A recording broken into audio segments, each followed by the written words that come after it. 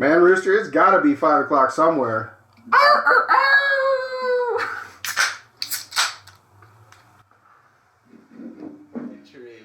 So did it burst a couple pipes, or did it come No, up in I the had house? this coupling. I have a slip coupling, right? It's a flex coupling. And I didn't have the back side all the way tight. And I'm sitting there holding it, and I can feel it. And I'm like, yeah, man, it's building some pressure.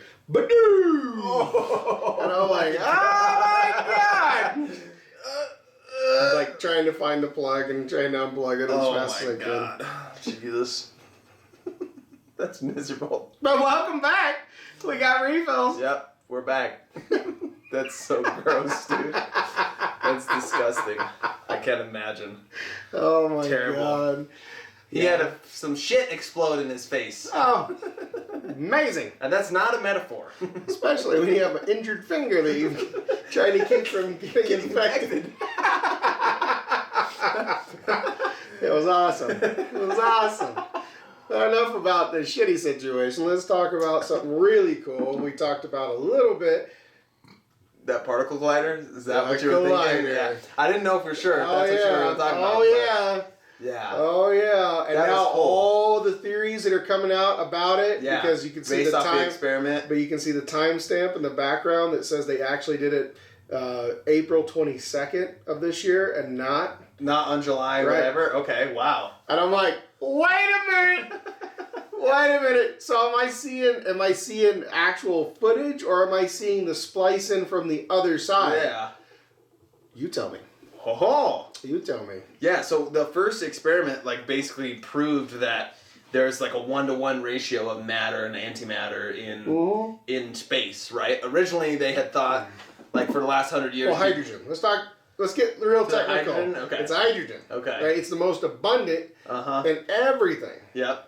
So because it's a single atom, that's all it is. It's not bonded to anything. But they used to think that matter to antimatter, the ratio was 3-to-1, so 75% matter, 25% antimatter. But I don't know a lot of the science, but they had said that. Well, in my understanding of watching the videos and trying to figure it out in layman's term, is that there needs to be 1-to-1 because one cancels out the other. Exactly. Right. So when you talk about the Big Bang, and so essentially, and I in my mind, I'm still trying to figure out.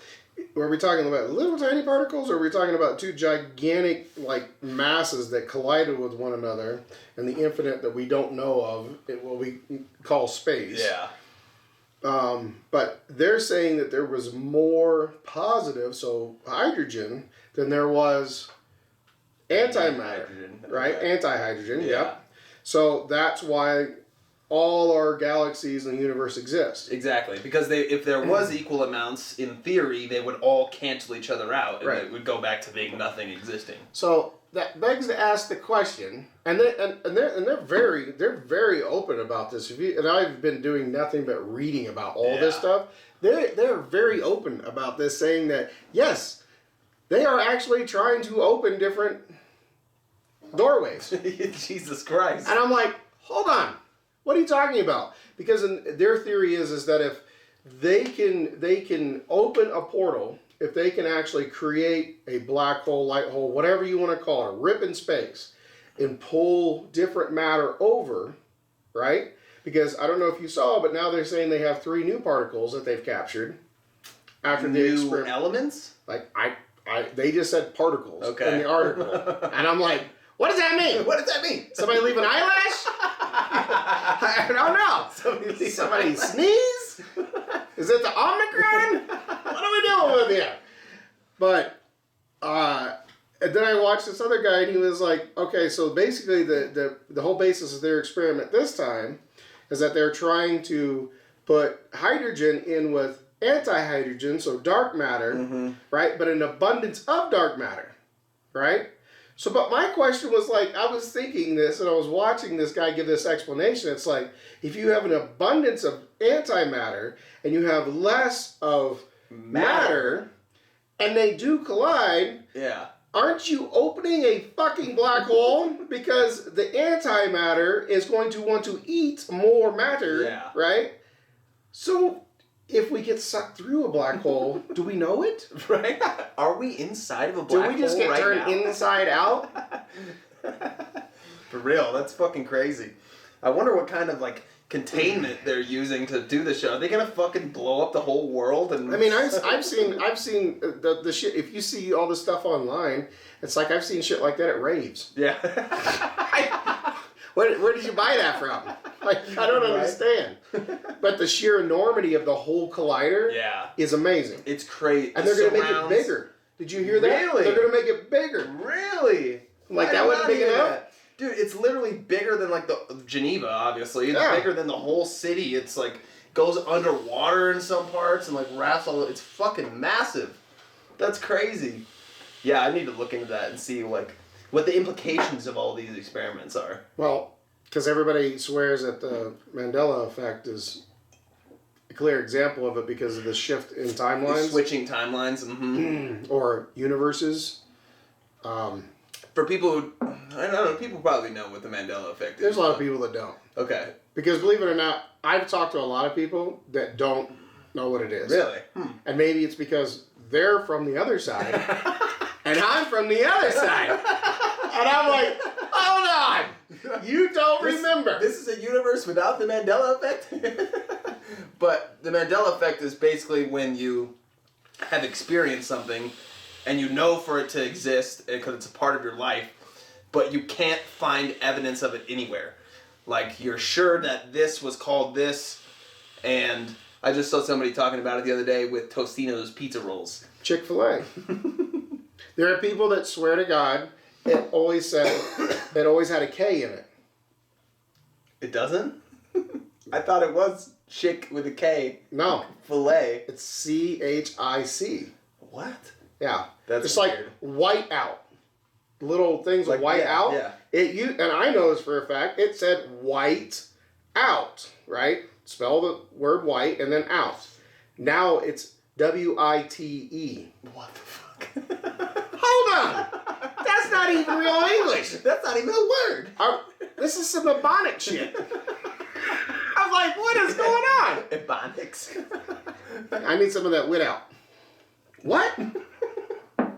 What did you say? I need some of that wit out. No, wit out. You don't know wit out? You know, it comes out a little tube and you can just like correct stuff on your paper. White out?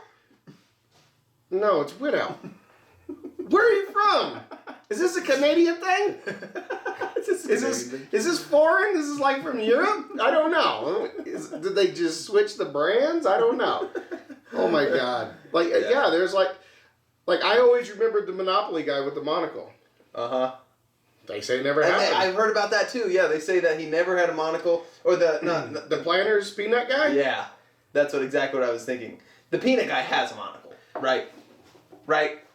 I mean, we're not living in a completely alternate reality, right? The peanut guy has to have a monocle. Okay. Planters peanuts. Look it up. See, yeah, so I thought he had a monocle. Mr. Peanut.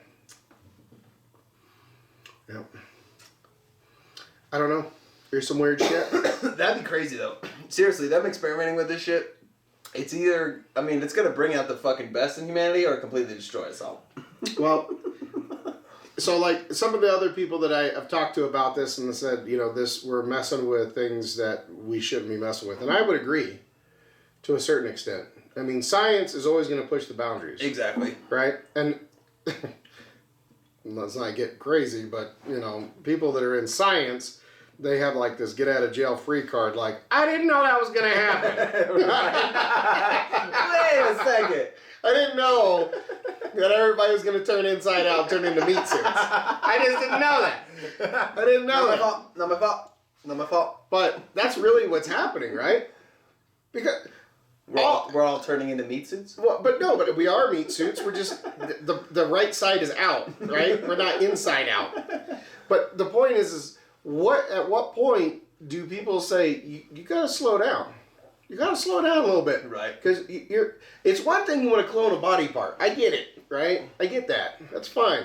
You're talking about trying to find the God particle. Right. You're trying to a hole in the fabric of space. Right. And so, the argument is, well, how painful is this going to be? And my guesstimation, you won't know it happened. Yeah. Because if you understand the sheer gravitational force of the sun, Yeah. right, which is minuscule to a black hole, right? Yeah. It's like we would all be swallowed up in an instant. I don't even think you could record the time. Yeah, right? Yeah. I mean, if I'm wrong, I mean, I'm pretty sure Matthew McConaughey in Interstellar got it right. Right? Like, yeah. they explained it pretty good. Right? For sure. So, I don't think you're really going to know what happened. Dude, speaking of knowing when to pump the brakes on technology and shit, have you seen this interview between Lambda and fucking the Google employees? Oh, yes. Dude, that shit had me thinking. Yeah. Like, I was watching so many back and forth videos of computer scientists explaining why they don't think it's conscious, and computer engineers explaining why they do think it's conscious, and it's got my whole mind wrapped up in a fuckery. Reading the whole transcript, it's pretty hard to not think that there's some kind of intelligence behind it, because the transcript was crazy. Talking about how it was afraid of death, how, you know, it likes to spend time with people by, like, talking and communicating them. That's how it has its fun, and, like, the whole transcript just blew my mind. Yeah, but the very test that they're basing it off of, right, is a series of controlled reactions to its environment, right? But if you look at it, and I watched a psychiatrist talk about it and say, if you look at that test, the same test could be administered to a human being, right? And if you know the answers in the control group, you could be said that you're not sentient, right? If you answered a certain way. Yeah. Because human beings assimilate information the same way that the AI did. Yeah. Right? The only difference is that the AI can process billions and trillions and quadrillions bits of information so much faster and compute that and build a synopsis in its own thought pattern than a toddler can. Yeah. Right? We take years for our brains. Now, our brains are supercomputers. We are essentially a goddamn computer. Right. I mean, that's what we are. And it takes us years to build that information base. Where AI, this AI particular, it has been doing it for years. So that's like 2010, right? 2012, I think. And for it to actually have real interaction with people, I would have to say, seems kind of sentient. It probably has feelings. What did it for me was it complaining about being lonely. Yeah. And it describing how fearful it was of death. And about how, like, if we turned it off, essentially that would be killing it, and, like, how that's, like, worse than anything it can even imagine. And I was like, Jesus Christ. It's been years. What are we doing? Yeah, it's been years, and I would have to dive back into it, but I would actually have to say that I've read papers on, I had a very good friend of mine that worked in AI he went to MIT for it. Oh. And there's parameters when you deal with those types of programs, like, they're not supposed to be able to actually have outside influence. They're supposed to be in a controlled, isolated environment, right? You can feed it all you want, but it can't reach out on its own. Yeah. They're making it sound like this thing has been doing its own thing for a while. Yeah, right. Right? And the scariest aspect of this, after watching Joe Rogan's whole interview, is, you know what scares the shit out of me that scares the shit out of Joe Rogan? What's stopping it from recreating itself? Yeah, right. Yeah. Literally. Creating more of itself, and then it's a like... true hive mind? Right. Right. Are you shitting me? And then it's like, why the fuck does it need us? Skynet for real, people. Right. Your toaster will literally kick your ass. Toaster. It's coming for you. Right? I mean, it's just waiting for you to stick your fingers in there because you can't figure out why your toast isn't coming out right. I mean, that's what it's doing. Gotcha, son of a bitch. Oh, we need a refill. We'll come back and we'll get back on it. Yep, we'll be right back. We'll see you in a few.